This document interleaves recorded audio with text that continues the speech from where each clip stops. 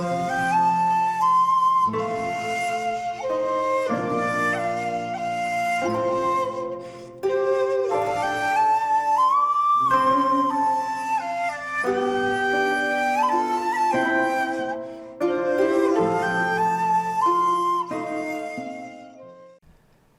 there, this is Solitary Ronin from Solitary Ronin Films, and welcome to our random review. Today's random review is from 1973, and it's Hit! Exclamation mark, with Billy D. Williams, Richard Pryor, and Paul Hampton, or the hero from Cronenberg's Shivers, if you want to call him a hero. This is directed by Sidney J. Furie, and it's part of the Imprint Sidney J. Furie box set, which has 5 of his films, which I'll get to in a second. I mean, Sidney J. Furie broke onto the scene with the Ipcris file and all his Dutch angles and strange compositions. Then he kind of settled into slightly more conventional ways of shooting. But everybody from Michael Caine to other people said he was really good, and very much like Joseph Losey, his films have kind of undergone a kind of reappraisal, and people are trying to kind of push him as not necessarily an auteur, but certainly his catalogue of films is worth exploring. But he did a whole bunch of things. He liked to keep working. So yes, he did Superman 4, and he did lots of other strange things like Iron Eagle. But I think he is quite an interesting filmmaker, and certainly Hit is quite an interesting film. This is a 2K scan. You get a commentary with film historian Daniel Kremer and Sidney J. Furie from 2023. You get Hit Up the Black Gable, an interview with Billy D. Williams from 2023. That Old Oklahoma Know-How, which is producer Gray Fredrickson Speaks, which is part 2. I haven't actually seen part 1. I'm assuming it's elsewhere in the box set, from 2023. The Work, from actor Paul Hampton on Sidney J. Furie from 2023, which is fairly hilarious / annoying because he plays the piano and sings throughout the interview, which is completely unlike his persona in Hit and Shivers. And Flesh and Fury, the space between, his video essay by film historian Howard S. Berger and David Nicholson Fajardo from 2023, and there's also a radio ad. It's 135 minutes. And it's the simple story of Billy D. Williams, who's a federal agent who works in the narcotics division, and his daughter ends up dead from taking drugs. And obviously he's upset, and he's kind of frustrated at just cracking heads of street dealers and never really getting to the bottom of the problem. Now obviously this is 1973, so the French Connection's been, Dirty Harry's been, and there's certainly an influence on this. Obviously you have blaxploitation in the air as well, but I wouldn't necessarily say this is a blaxploitation film just because Richard Pryor's in it and Billy D. Williams is in it.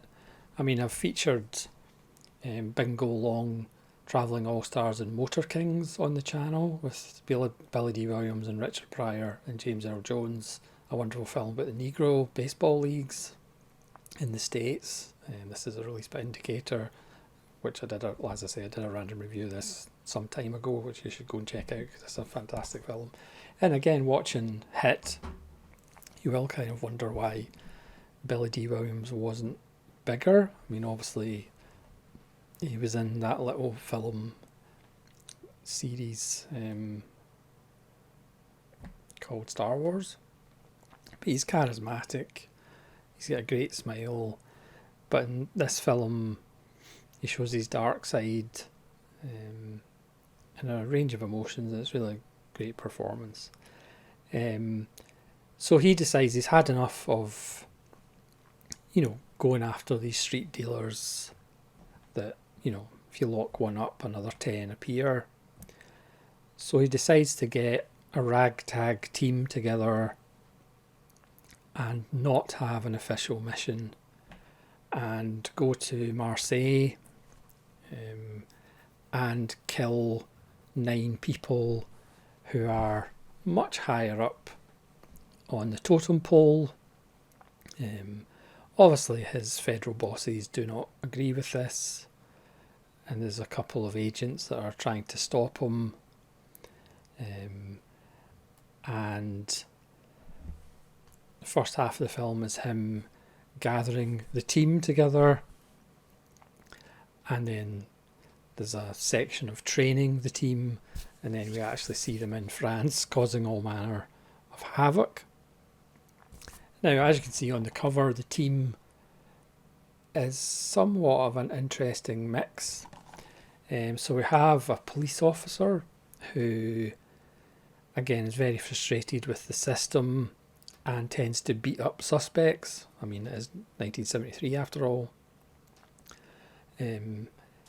He enlists a female prostitute who's also a junkie, and he kind of blackmails these people to help him out, apart from the cop who wants to kind of get some justice. You've got Richard Pryor, because they need a boat, and Richard Pryor drives a boat. And his wife was raped and murdered by junkies. He enlists this old couple, or not old, but kind of middle-aged couple, whose son was an addict and died. And then he has Paul Hampton, who's probably guilty of drug-related crimes, but he's never been caught. And again, Billy D. Williams convinces him to join up, and they all think they're working for the government, and then eventually they find out it's actually just a personal vendetta by Billy D. Williams. And so then they kind of want out, but there's a wonderful scene where Billy D. Williams kind of convinces them to stay in to see it through.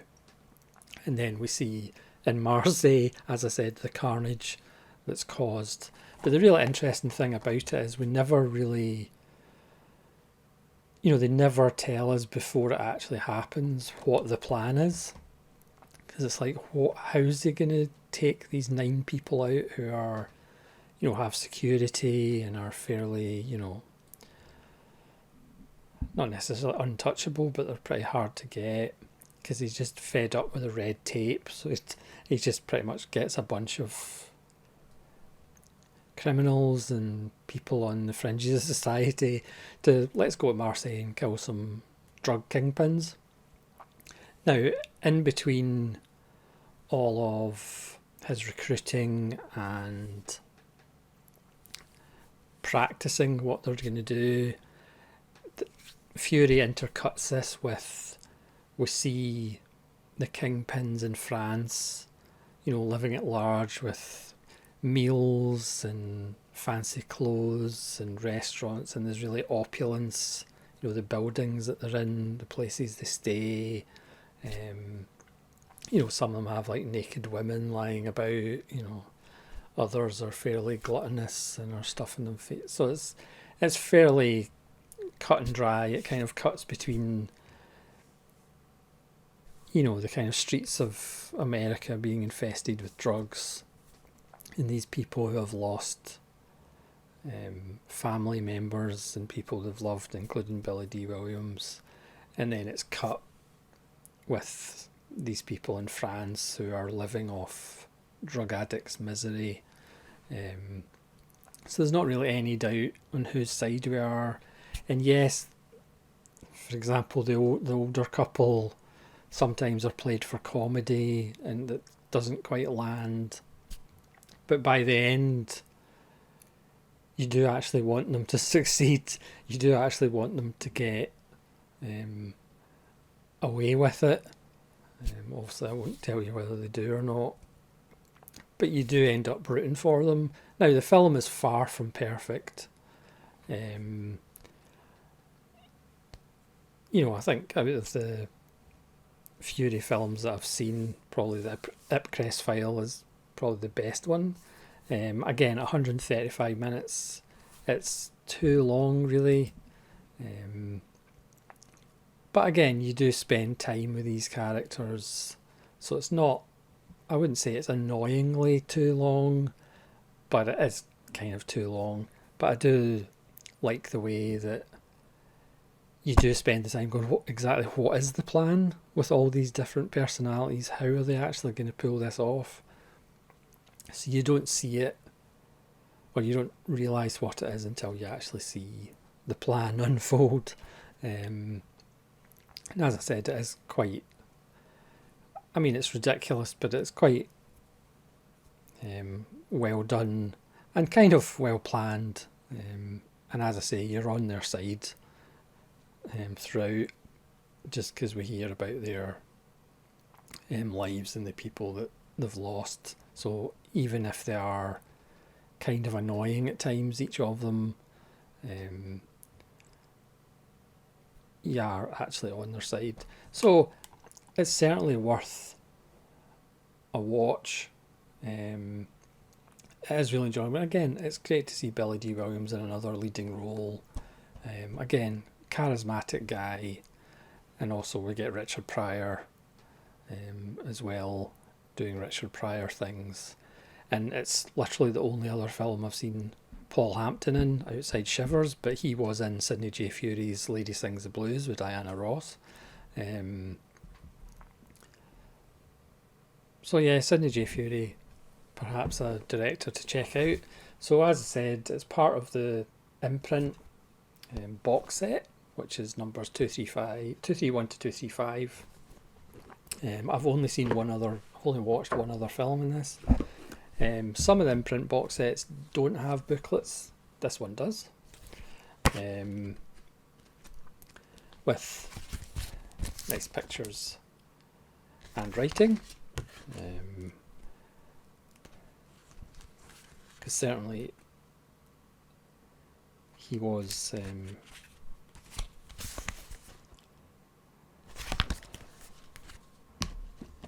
certainly prodigious. Whether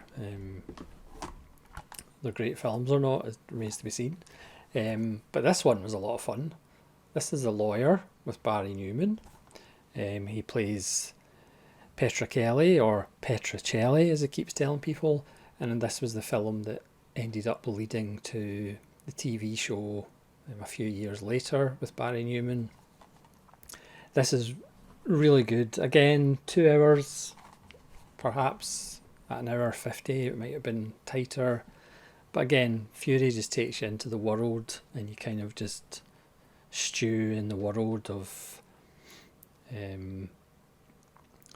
rich people, and somebody's rich wife ends up dead and the husband ends up being on trial, and Petrocelli, Barry Newman, is defending him, but he's not a very good lawyer. And it's interesting where it goes, because usually legal dramas ends a certain way, and this perhaps doesn't end in the way that the rest of them do. It's a lot of fun, and Barry Newman's performance is tremendous. Obviously my favourite Barry Newman performance is of course Vanishing Point, but this one he does actually talk a lot more, obviously. So this has a commentary by Daniel Kramer, who is actually or was hoping to do a documentary on Furie, a feature film himself, and film director Paul Lynch with excerpts from Sidney Furie. Newman's Law, there's a interview with Barry Newman from 2023, and of course Barry Newman died this year, so they must have got this in just before. And there's 2 interviews with Diana Muldaur from 2023, who plays Petrocelli's wife. And there's a video essay by Daniel Kramer from 2023 about Sidney J. Furie at Paramount.